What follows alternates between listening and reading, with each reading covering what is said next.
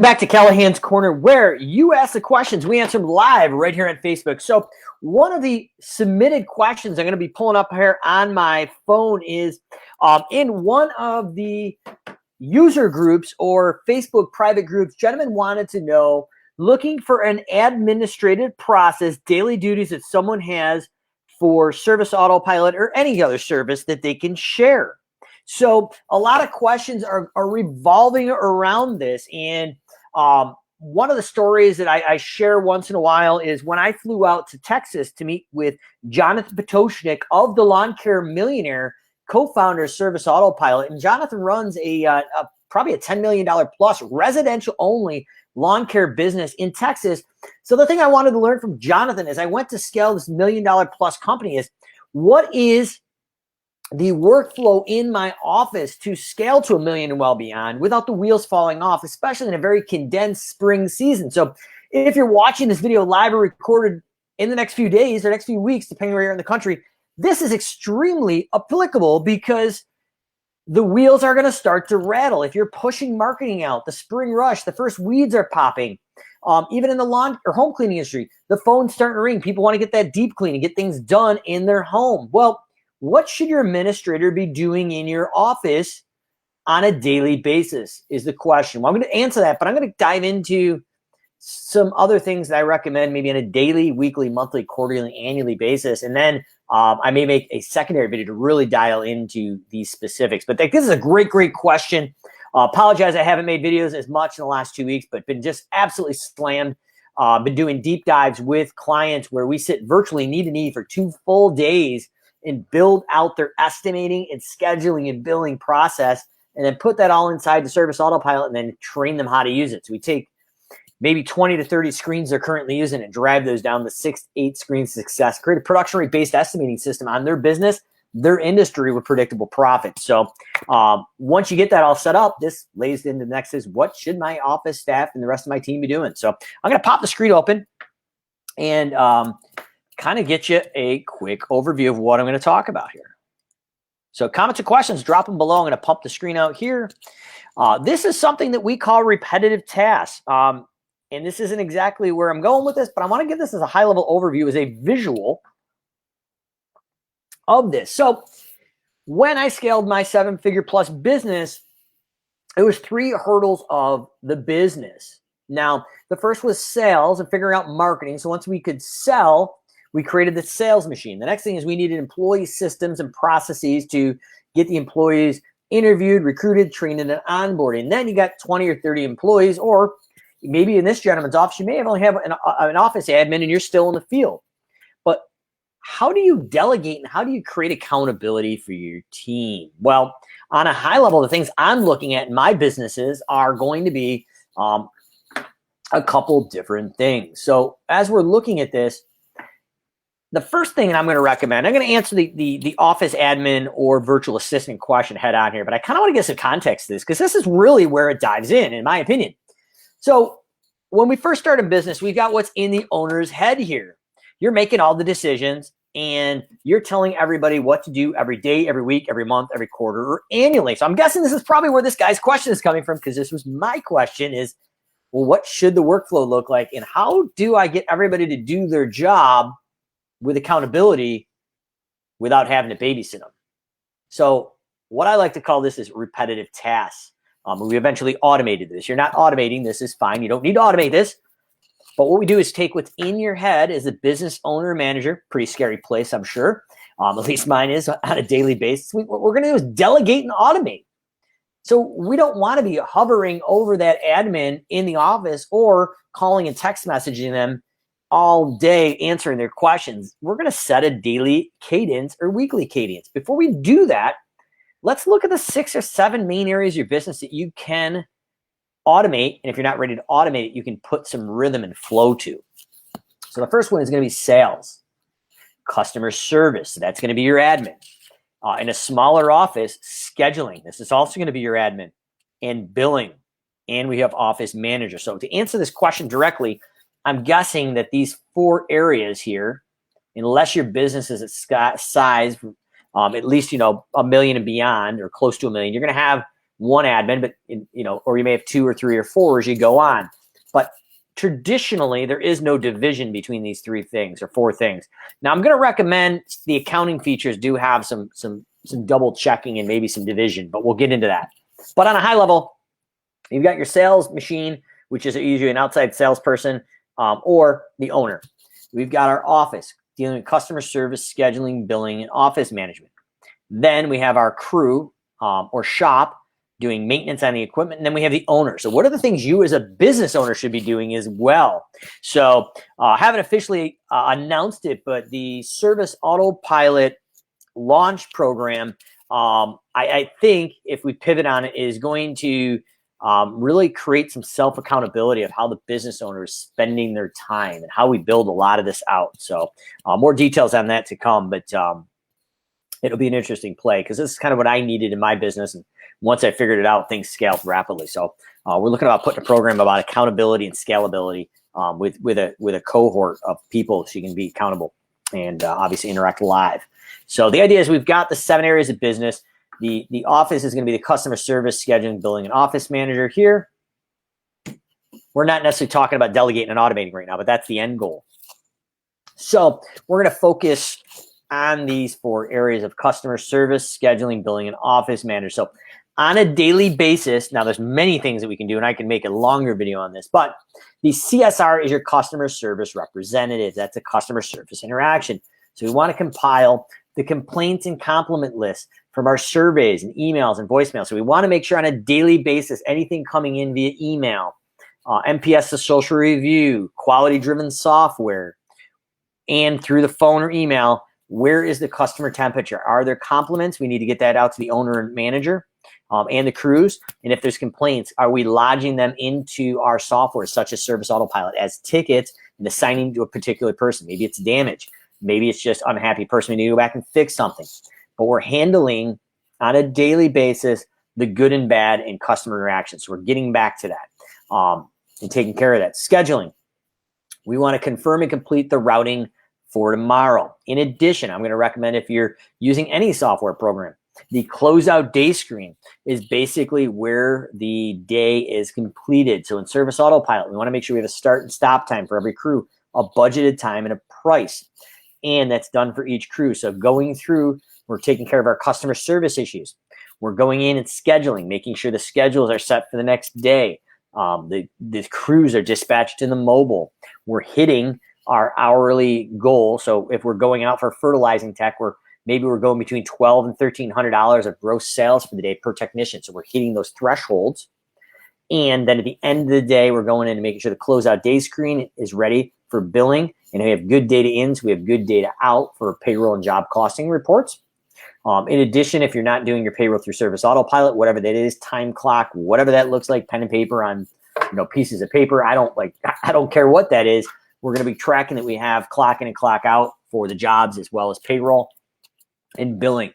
We're going to close out our jobs and invoices so we can get paid. So if you're billing daily, weekly, or monthly, that should be being updated and kind of reconciled on a daily basis. In your office, you're the office manager. So you're taking those daily versus actual budgeted hours, and we're going to report out to the manager and the owner and eventually the crew. So we've got accountability. But all those daily things we're taking care of the compliments and complaints. We're following up. We're answering the phone. We're returning phone calls, returning emails. We're taking care of our scheduling component. Are we confirm and complete the routing for tomorrow? Are the routes from today being completed? Are we getting any feedback? If there's customer skips to them not being able to get into the house, the backyard, are we rescheduling? All those things. So we're trying to keep these things in a very cadence. And I would basically go in and have that admin block out time in his or her schedule to handle these different things. Billing. We want to make sure everything that's getting done as far as labor, hourly jobs, product materials, everything's getting billed out. We're updating that daily. And then the office management, checking the actual versus budgeted hours. We have all the data we need, what happened as far as revenue, and we're reporting that out on a daily basis to the business manager owner. Now, as we drive down to a weekly here, I want to have a weekly report on field operations. So what was our daily versus budgeted actual time for each crew and a company as a whole? Now, what I'm going to recommend is if you have a office manager, a sales manager and an owner or salesperson, or if it's just the admin and the owner, that we have a daily quick screen share or in-person quick meeting, or if you're in the field or it just doesn't lay into your schedule, we have the end of the day email or a Google sheet where everybody's reporting their stuff in. So the sales are reporting here, office is reporting here. This is what happened. This is what we needed to make happen for success. Then on a weekly basis, we definitely have it either over Zoom or GoToMeeting or in person, depending on COVID. You have your standing meeting. It's a 10 to 15 minute meeting at most. The office manager is going to report out on all the things that they should have been doing on a daily basis. So do we have actual budgeted reports for all the crews? Is the payroll done for the following week? What's our payroll liability? Scheduling. What's being routed? What's being completed? What's behind? So do we have waiting list jobs? Do we have package jobs that are supposed to be done in a projected time? Is there certain things that need to be escalated for scheduling? Are we communicating as far as be there and been there, letting people know when we're going to be there and after we've left their property? A lot of this should be automated, but are they keeping an eye on that and updating the schedule as far as dispatching and undispatching to make sure that automation is doing that? And then our CSR is our KPI report. So what is our NPS to social review? So what's our net promoter score? Are our people happy? Our customers? Anybody who's not happy, a 9 or a 10 is good. They're not going anywhere. 8 or below, we're circling back. We're following up to make sure we have customer success and retention. We're also probably reporting out the number of net new clients, number of cancellations, and the total, well, actually, number of new clients, number of cancellations, the number of net new, because we're adding some in, but we want to make sure just as many aren't dropping out the bottom. So these are the weekly things at a bare minimal that we need to be looking at. Now, your CSR, your customer service rep, may actually be handling the sales process as well. So if you're using a product like Service Autopilot, where you're just literally selling those gateway services over the computer and the phone by satellite imagery maps Pro or Smart Maps, we want to make sure that all these estimates are being assigned and completed, and that customer service rep or the office manager should be, if the business owner is running the estimate still, or if there's a salesperson, they are scheduling those through a ticket and routing them in geographic orders for streamlined effect.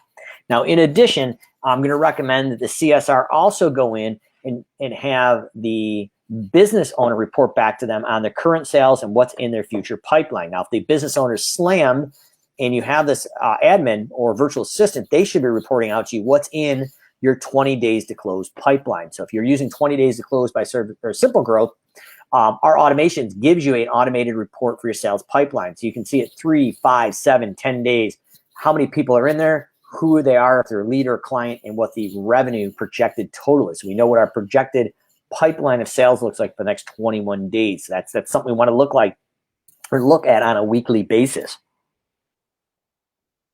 So now you can kind of see we're driving this down. And on the right-hand side, the owner is going to be reviewing these daily progress reports. So it's SimpleGrowth. I've got the automations team, I've got the bots team, and I have the SA setup team to name the main 3 areas. I'm getting daily reports from those folks in emails that I review every day. So I know where we're at and where we're going and any potential issues we have. Now, on a weekly basis, we're going to review our sales and any of the issues. So if the owner is not doing the sales or the other customer service or maintenance, all those divisions are reporting to you in that Monday huddle for that 10 to 15 minute standing meeting. So now we're creating accountability. We set what the expectation is, and they have to follow through on that expectation. And I'm going to say big three, not big 5, but big 6, big 3. We want to have 3 main things that person is responsible, that's driving our quarterly, annually goals, and reporting out to those on a weekly basis for accountability to the business owner, and the owner is reporting back to the groups based on what they're responsible for. So we're all accountable here. Now, on a monthly basis, we want to go in and have a monthly report on current and future sales pipeline. Where are we at? So what are our monthly goals? And where are we going? That's going to drive into quarterly goals. We're going to have a monthly report on customer complaints, compliments, and damage. Probably a dollar number against damages, and potentially running a report on certain employees' records of the accumulation of damage they've done. Now, scheduling, report on this month's work being routed and completed. So are we on task? If you're design build, are we backed up with rain? If you're fertilization and weed control, where are we at? Where's that monthly thing going? I want to go into billing. I want to say a monthly report on worked billed, and accounts receivable.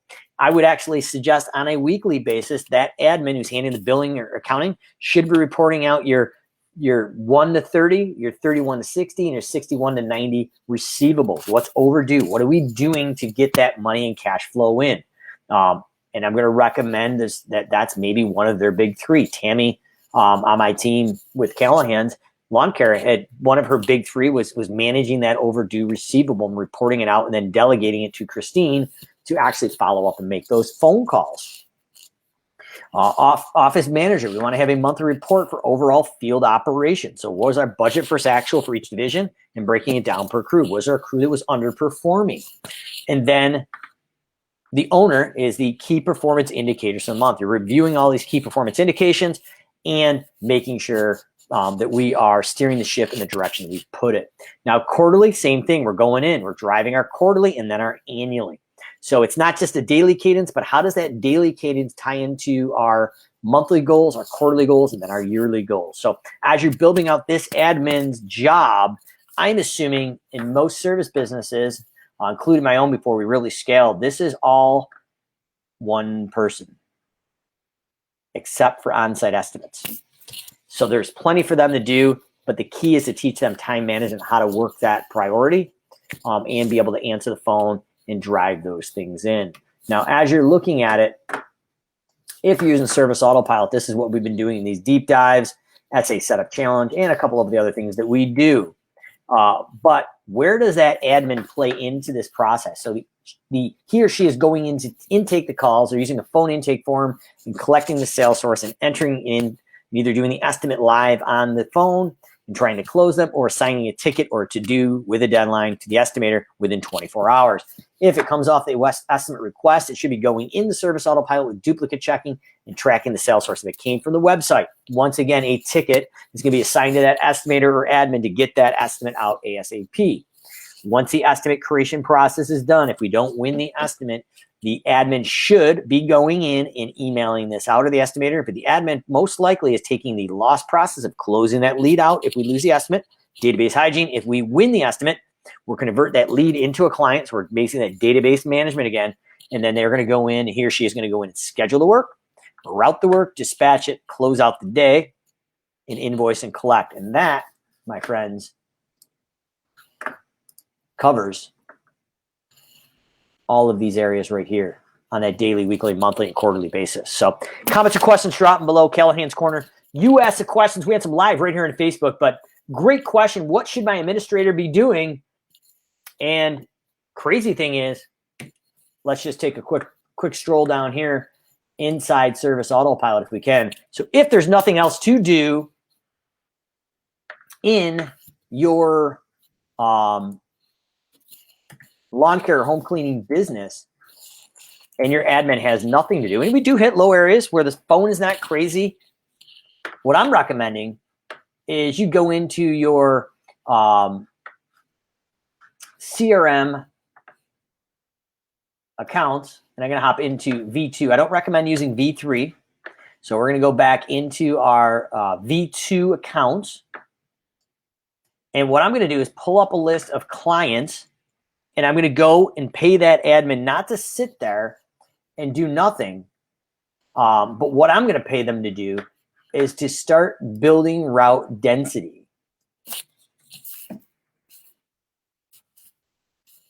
Actually, no, this may work. So I'm going to select this test account. Should have some people in here with addresses. And I'm going to go in and let's see here. I want to go into CRM clients.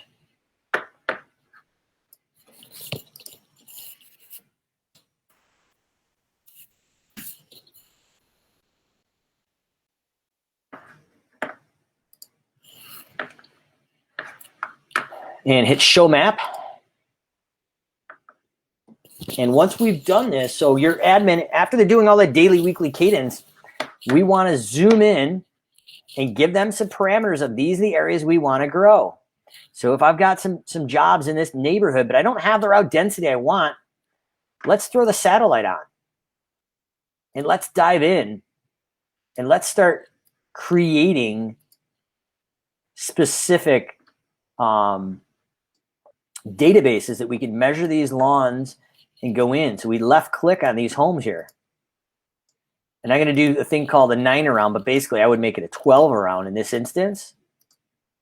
And as you can see here on the left, we've got all the addresses around that one client. And now we're building a mailing list. We can go out and measure these, and the admin can measure them, run them through your pricing matrices, and we can do a hard copy mailing to them multiple times throughout the year. And on the address line, we could put lawn mowing customer. And what we've done is, hey, we're working with somebody on your street over at Ludington Lane. We'd love the opportunity to earn your work. And these are all almost identical lots. So if this was a $45 cut, most of these are going to be $45 cuts. So we can go out and tackle that. But that admin should never be sitting idle. They should be going out and either building a marketing list, measuring it out, and getting production rate based estimating prices on new leads in your area to build density, or they should systematically be working through your database with some kind of system to call your clients and just personally touch base and make sure they're happy. And if there's little issues, then we can fix those before they start to cancel. Now, the best way to figure that out is working that NPS, a social review. So where the neutrals and detractors, the 8s and below in the NPS score, those are the people we're focusing in on first. And we're going to try to make them raving fans as well. So those are some of the things I would recommend for your admin to do. Comments, questions, drop below. Callahan's Corner. You ask the questions, we answer them live right here on Facebook. We'll see you again tomorrow with another question.